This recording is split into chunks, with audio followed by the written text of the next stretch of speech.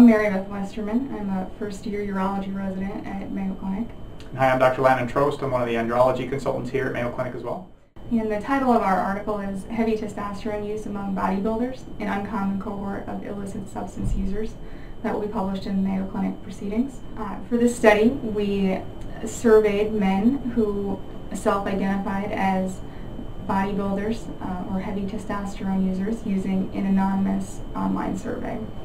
And what we found was that the majority of men using testosterone were Caucasian, highly educated, employed in high-paying jobs, and about half of them were married. The majority had played sports in high school, but very few had actually played sports in college. Unlike other illegal substance use, testosterone use is largely an adult phenomenon. The majority of men began using testosterone after the age of 22. The doses that they took ranged from less than 400 milligrams a week to greater than 1,000 milligrams per week, but the majority did use more than 400 milligrams per week, and that dose tended to increase over time with the duration of use of testosterone. I think importantly, nearly all of the men used other agents in addition to testosterone to maximize the physiologic benefits or to minimize the side effects that they were experiencing. Previously, it's been reported that these men are very reticent to disclose their use to physicians. However, they actually have a lot of contact with the healthcare system. 80% of them have labs checked routinely, and nearly 70% do regularly see a physician. And among the men who have labs checked regularly, almost 40% reported having lab abnormalities, typically elevated liver or kidney enzymes. And 10% of them said that they knew somebody who had been directly harmed by the effects of testosterone.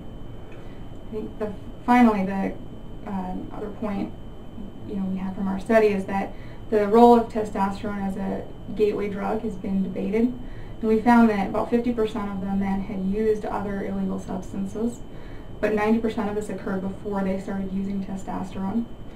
Men who had used other illegal substances were more likely to have a criminal conviction, but again, 90% of the time that occurred before they had started using testosterone.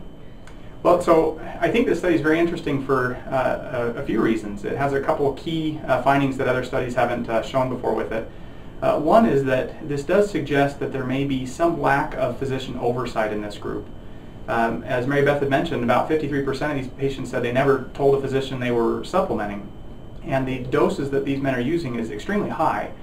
And we do know a certain set of side effects with testosterone at a certain level, but we don't know much data on this population. Now, if you compare that to other natural substances that are abused, such as food, we see that physicians have very good oversight in this group. There's more contact, there's more labs, there's more testing, there's psychological, there's multiple things out there for assistance. But for the bodybuilder population, or those who are abusing testosterone, that same degree of oversight just doesn't exist, and instead it ends up being this cachet thing. Part of that also leads to the fact that we don't know a lot what happens whenever you have very high concentration and dosage of testosterone. Some other kind of interesting points from the study too. We found that younger men, those in high school, those who used it for less amount of time, they didn't feel that it was unfair to use this in sports. Whereas those who were college athletes, who had used it for a longer period of time and who were older, felt that this was unfair. And that's interesting. It makes you think that the more that someone's exposed to testosterone, the more they realize that it probably does actually administer an unfair advantage. One kind of comment on this as well, there's a concept of Goldman's dilemma, which is out there, which is this idea that if you could make a deal with the devil, that I'll let you win every single contest you're going to go into for the next 5 years, but you're going to die at the end of 5 years for it, would you do it? And it's that kind of dilemma that I think many people face in the testosterone abuse population.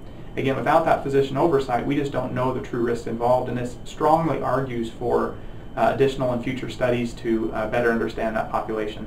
So for physicians watching, the use of these substances and of testosterone has been increasing since the 1980s, prevalent in society. They're seeing these patients in their clinics, in their offices.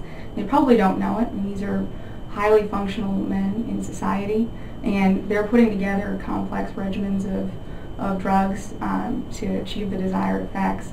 And I think physicians need to be aware that they're highly health literate, and they are seeing these people, and they need to ask questions and be on on the lookout for early warning signs. Thankfully, it's generally pretty easy to recognize this population as well, as far as if someone comes in, clearly very, very built and strong.